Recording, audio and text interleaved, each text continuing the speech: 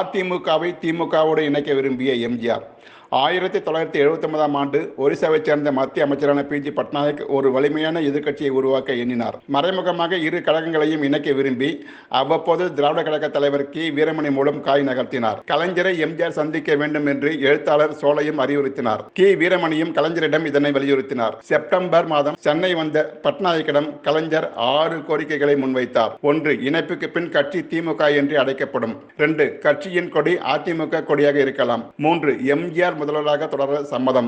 4. திமுக சட்டமன்ற உறுப்பினர்களை அமைச்சரவையில் சேர்க்க வேண்டிய அவசியமில்லை. 5.